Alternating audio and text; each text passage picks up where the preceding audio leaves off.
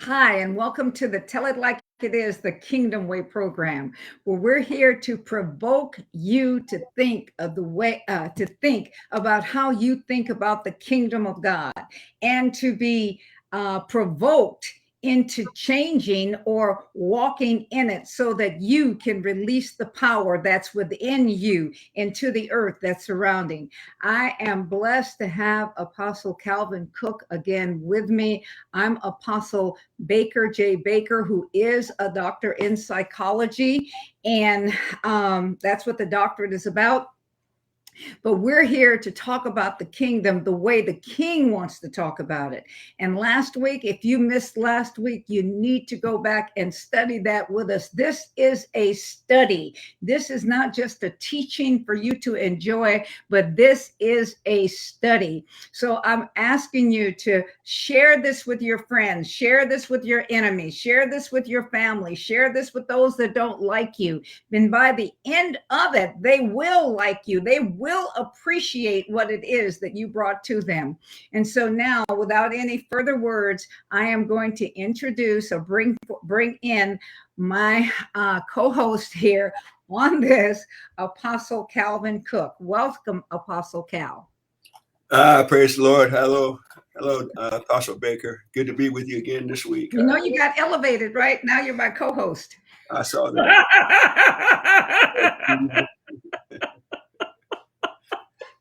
Oh my, these promotions come on.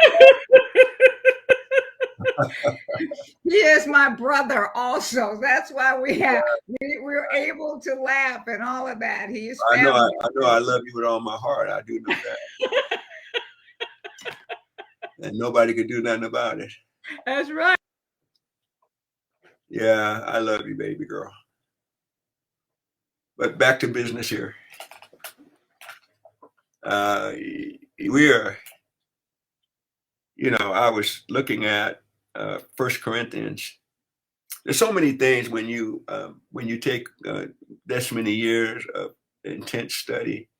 There's two things that I studied intently. First, the Word of God. I wanted to have the full. I didn't want a partial interpretation. I wanted to know what the whole full counsel of God's Word was saying. Some people tried to pull me off into this thing, word of faith. Some people come over here. I never went. I said, no, I'm going to stay here. And they all came back. Said, oh, it wasn't what I thought. And I'm not criticizing that because I thought it was a wonderful thing that happened to us, particularly how it helped me understand my faith was a currency of the kingdom of God. And that's how it works. But along the way, I learned two things: intercessory prayer and the Tabernacle of Moses. And from the Tabernacle of Moses, I went to the Tabernacle of David. And from the Tabernacle of David, I went to the Tabernacle of Solomon. And from the Tabernacle of Solomon, I went to the Tabernacle of Herod. So people could see what happens when you violate purpose, you end up like Herod. And Herod was not a true picture of heaven and earth, but the other three were. And we show you how man mingles things. And here we have Herod, who's actually a lackey of the Roman government, as well as the king and the high priest. They were actually working for they were governmental ministers. And they were down praying with Herod and all these guys and organizing in the community with the government. But they were not bringing forth the government that Jesus came for them to bring forth. So he said, this temple, he said, man, it may have taken you that many years to build it, but in 3 days, this bad boy is coming down. Until the last stone, he said, it would come down in Matthew 24:2. And so that means that the whole religious systems and all of its structures had to be done away with. Now, we don't do that very well, because that's why we got 45,000 denominations. Somebody's not listening. But there is a remnant that has the ear to hear what God is doing. So what I like to do, I want to read out of Isaiah. No, it's 1 Corinthians. I want to show you something about this. And it's in 1 Corinthians 6:19, because we're talking about the temple or the tabernacle. It's the same word, basically. The mishma is what it's called in the Hebrew. It means dwelling place. And matter of fact, in that society, the Bedouin chieftains, they would take their spear when they were traveling and they would put it in the ground, and where that spear was, they would build their camp around that spear, and that spear or that particular place is would be deemed the place of where their king was at. And he was the center of their life. And so it is with Christ in this tabernacle. He's the center. So he got so serious with us, he moved inside. He invaded, came in, he lived inside of us. And this is what he says through Paul. He says, what? Now I want you to see, I want to try to get you to see the language he's saying. What? You did not know your body is the temple of the Holy Ghost, which is in you, which you have of God. You are not your own, for you were bought with a price. Therefore, glorify God in your body. Quit marking it up and doing crazy stuff with it, and glorify me with this body. Listen to me. Satan is after two things in the world that's more important to him than anything else. It's your soul and your body. Because if he can get your soul, he'll take your body and do what he wants with it. That's why he went to that garden. He was angry with God. He was angry. You dare tell this man a piece of dirt. I saw you made him out of that dirt, and you said he gonna have dominion over this, and you didn't give me nothing. You knew who I was when I fell, but I'm still greater than him. And you gave this piece of dirt my land. He comes and invades. He comes in immediately to invade what God had said was a sanctuary that had a house band to keep things out. And the man opened up because his soul was too weak to stand against the ramparts of the enemy. And that's what's happening with us today. He says, no, you know what? He said, therefore, I bought you with a price. I bought you body, soul, and spirit, or I can put it in the right order, spirit, soul, and body. And so, but there's a problem because, watch this now. I want you to hear me. This is what hasn't happened. This is what's supposed to happen. When Adam was in the garden, his expression from God was spirit. That's where he was spirit. But his soul was going to be the means in how he expressed the spirit's will in the earth. So when the soul got contaminated, he could no longer express the fullness of the intentions of the spirit. He lost the flow. So now there was a divorce in the garden. He married his flesh because his spirit, he could no longer be married to the spirit, because when he did what he did, he lost the right to move in pneumaticos, or to move in the spirit of God. Some people say ruach of God.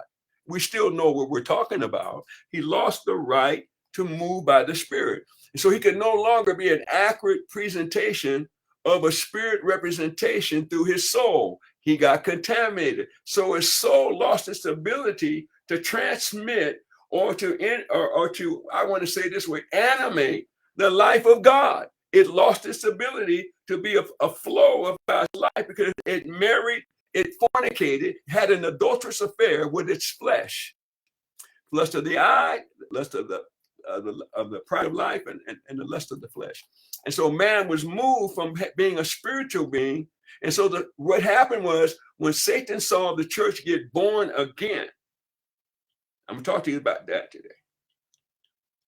He raised the bar up on his attack, because he knows that they got born again, but they're still doing fleshly stuff. That's why he watched this. I'm going to show you something here, how the Bible's so cool. Watch this. He says this. This is how I know Satan is listening. He says, but what the Lord has joined together is one spirit. Now watch this. Flee fornication and every sin that man doeth without the body.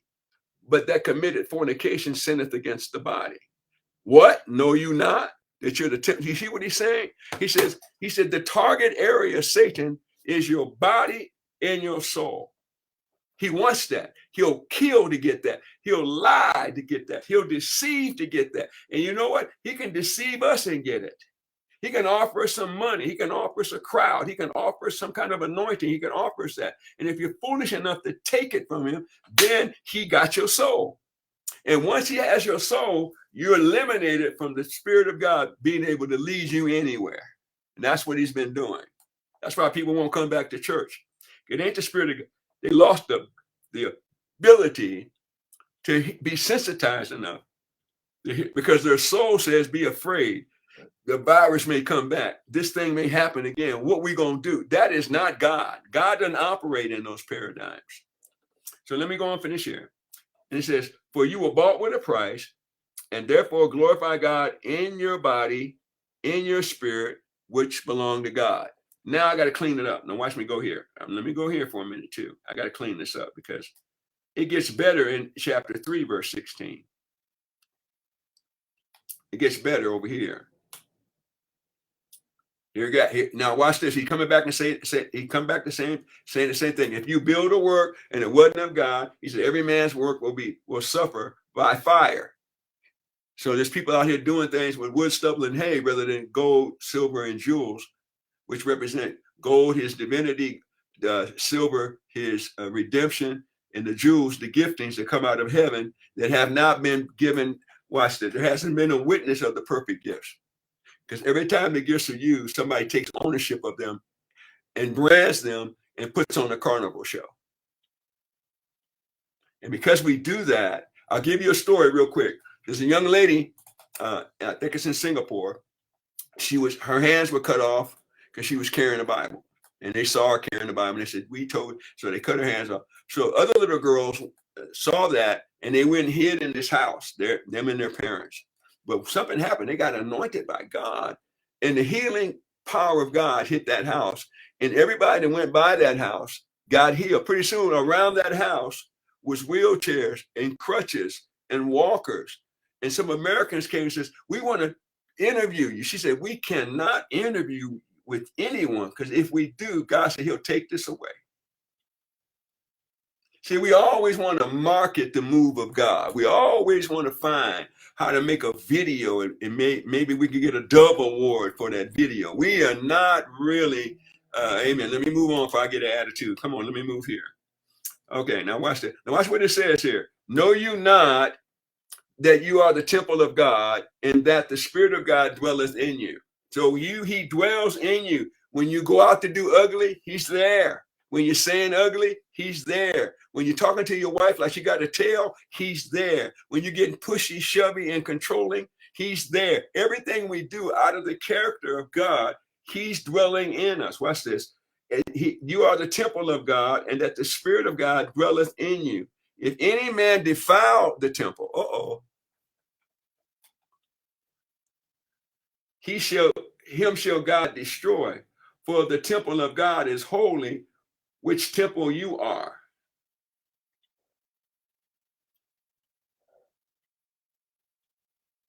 If any man shall defile the temple.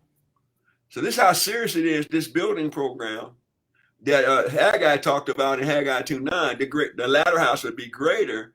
And there's a great concern of the Spirit of God over the condition of his house. People are putting more attention on building buildings. It's 30,000. And I'm not against that. Please hear me. I don't have time to be against anything. But that's not what we're supposed to be doing. When the temple that God really looking for is out of order and we got the house looking good, then we're betraying God. Because we're more concerned about what people think about what we live or what they think about what kind of car we drive or the outward appearance of things, that the temple that we are for him, a holy temple, we're violating his trust by dwelling in us. He dwells in us, a living God, the creator of heavens and the earth, the creator of every living thing, the creator and the formulator and the mind of everything that exists that we know today. God dwells in you. Is that where 1 Corinthians 10:31 comes in? Whatever it is that you do, whatever it is that you do, whether you eat, whether you drink, whatever it is you do all to the glory of him. Is that where that comes in? Yeah, to do all, every deed, every word and deed must be done. Why? Because he's dwelling, listening to you.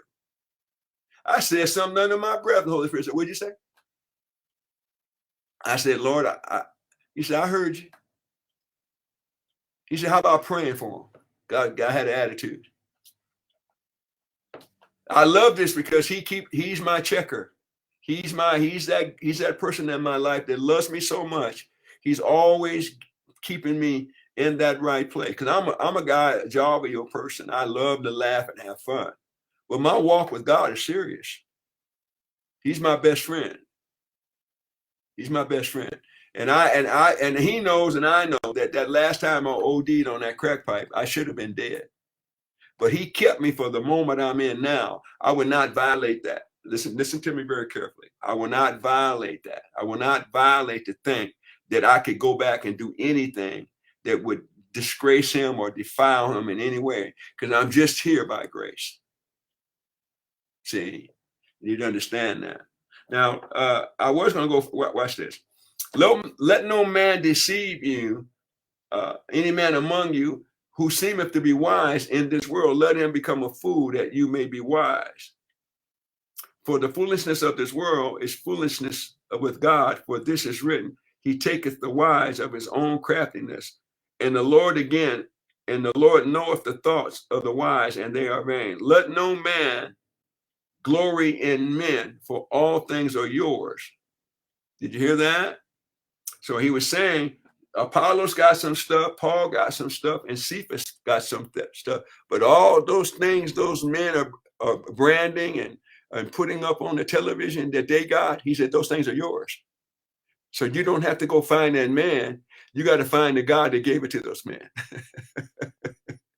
He cleared it up. You don't be chasing these men. Don't be chasing these anointings. Don't be chasing people. He said, Apollos, Cephas, the world, or life, or death, of things present, and things to come. In all of Christ, and Christ is God's.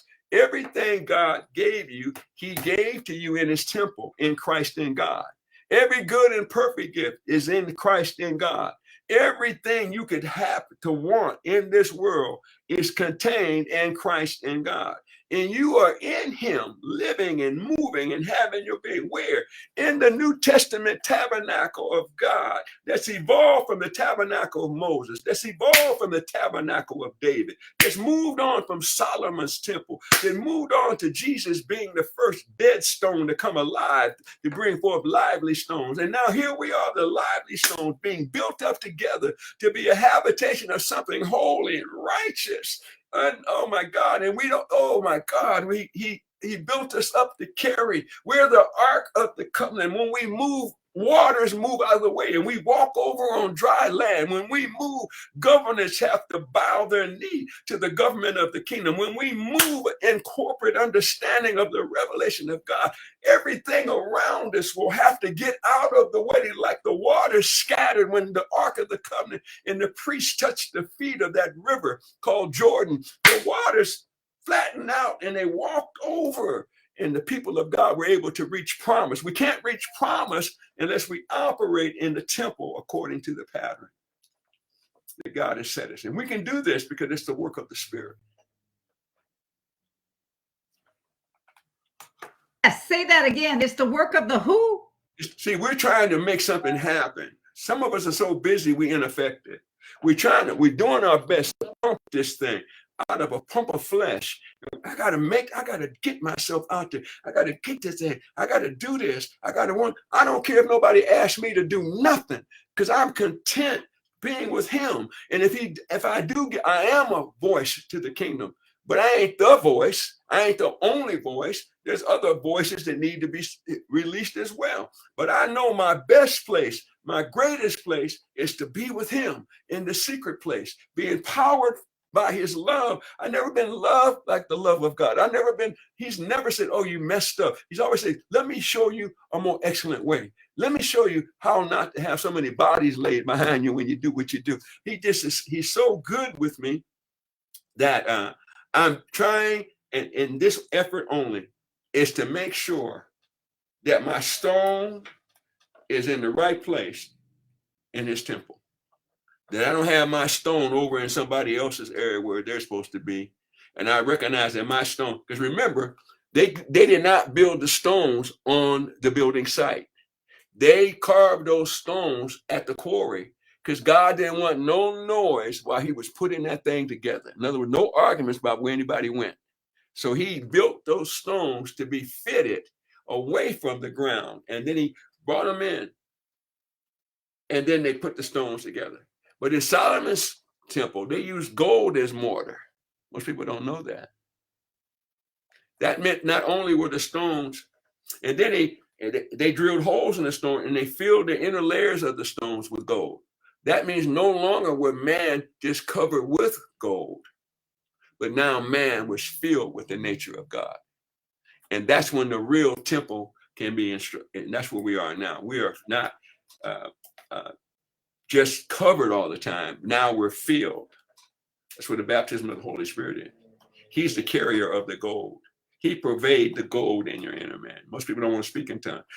That's how the process of God gets gold inside of you.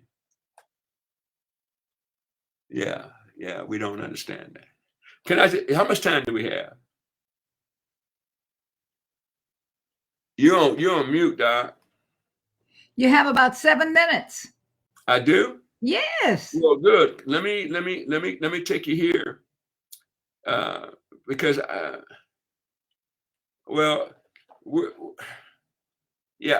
wanted that scripture in Colossians where it says that you were once in darkness, but that he translated you into the kingdom of God. Is it Colossians 1:13?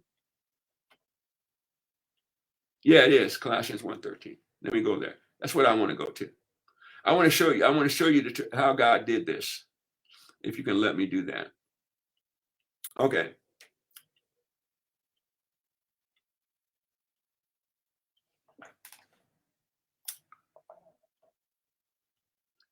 Let me do it this way. I'll start in verse 9 of Colossians 1.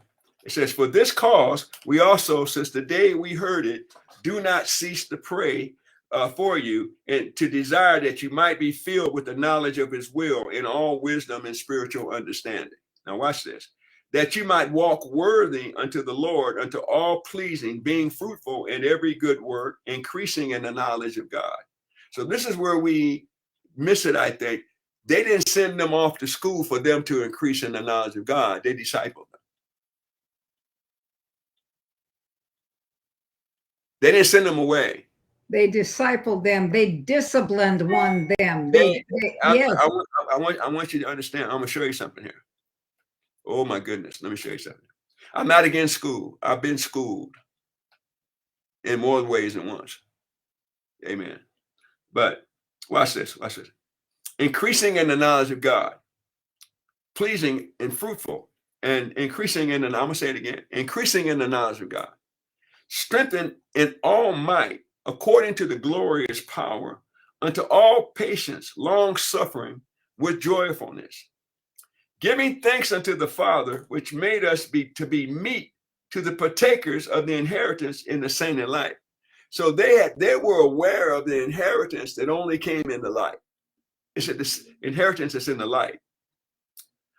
Watch what he did now. Oh my goodness, this is what gets me every time. Now, a lot of people say, "Well, I don't like the kingdom teaching." Well, wait a minute. I'm gonna help you right now, because you don't know what you're saying. You haven't studied your Bible, because this is what the Bible says. It says, "Who have delivered us?" Now, who is us? Who do you think us is? The newborn believers. Now, watch this.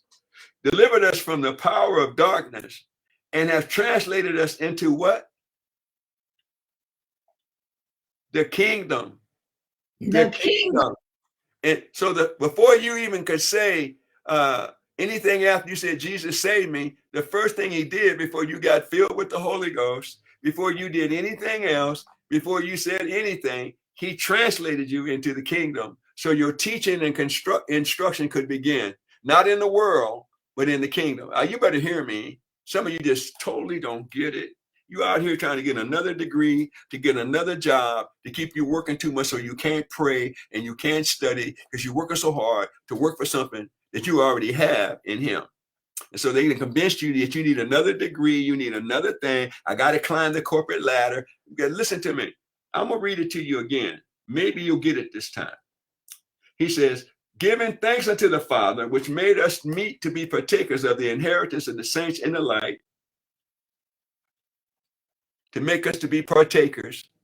Partakers mean you partaking of something, of an inheritance that's in the light. Let me move on. "Who delivered us from the power of darkness and translated us into the kingdom of his dear Son." The kingdom of his dear Son. His temple we are. He translated us And he said he began to work on us through the apostolic ministry that was left by when Jesus went up. He was the apostle of the lambs. And now there's an apostle of the ascensions, which we see Paul was that chief apostle. And we are ascension apostles. And some say you got to do the same thing Paul did. Or say, the Bible didn't say I had to do the same thing Paul did. It didn't say anything like that. You said that because you don't even believe in the gifts of the Spirit. You don't believe in the ascension apostle. Each one of those ministers, even Peter and Paul, had different ways of executing their responsibilities. And so do we. It does include signs and wonders, but not like Paul's. It does include, but not like it. That nobody's being compared to anybody. The Bible tells us don't compare yourself with anybody. Each of you has been given a measure of grace to fulfill the assignment that was given to you. And you'll get a trial to enhance that grace called the trial of your faith, to make sure you do it for him and you don't buy no cars with your name on. That he'll get all the glory, because when in your word and in deed, everything you do, he gets the glory for it. God said Jesus knew it was not robbery, but after all that's been said, he said, I didn't make himself of any reputation. Amen. His men made him, he never made himself of anything. Everything he ever did or said made his Father have great reputation. And we still, now watch this. Now watch this. And whom we have redemption through his blood, even the forgiveness of sin, who is the image of the invisible God, the firstborn of every creature. For by him were all things created that are in heaven and in earth, invisible and visible, whether they be thrones, dominions, or principalities. All things are created by him and for him. And he is before all things, and by all things consist. By him all things consist. And he is the head of the body, the ecclesia, the church, who is the beginning, the firstborn from the dead, in all things that he might have preeminence. For it pleased the Father that in him should all fullness dwell. This is the temple where he dwells with his fullness. The work has been complete. He completed the work. Now he's completing the work in us, because he's working in us to complete the work he completed. You need to hear me. You don't need to have no other work going on. He is completing a work that he decided to work in you. His will to do according to his good pleasure.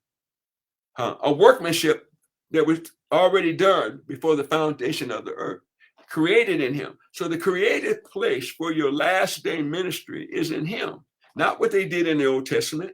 They didn't do what we getting ready to do. They can't do what we're getting ready to do. I know we like to talk about the heroes. Well, listen to me. They did what they did. Kathleen Coleman did what they did. The generals did what they did, but they can't do what we're doing, because this time is now for the created people in Christ Jesus to move in the dimensions of something never done before. It's called the newness of life. It's called the new creation reality. It's called a day star shining. It's called a present day revelation. It's called the third day. It's called the day of the kingdom. And the earth is waiting. Jesus even made a statement one time, threw everybody off course. He says, the kingdom has come even now. And they were saying, and he said this, no man ascended up in heaven, but he that came down from heaven, even the Son of Man, which is in heaven. He was standing right there on earth, declaring that he was in heaven while he was on earth. Why? Because he had come to a place with the Father. That's what he's talking about. God, make them one. Make them duality when it comes to operating in two dimensions. They can operate in heaven, and they can operate with the power of heaven and the earth. That's what he was talking about. And we just ran out of time. We just ran out of time. Oh my gosh. Remember to tune in next week when we're here with Apostle Calvin Cook, telling it like it is, the kingdom way. We are here to provoke you to think about how you think about the kingdom of God. Remember the convergence that's in Sacramento. Remember to pray for us in Sacramento. And if you can make it, to go ahead and do it. Go on the Love and Unity website, and you will find all that information. If you want to give into this ministry, if it's been of any spiritual help to you, you have that information too. Now we have to go. We will be back next week when we're here to tell it like it is, the kingdom way. Bye-bye. My God.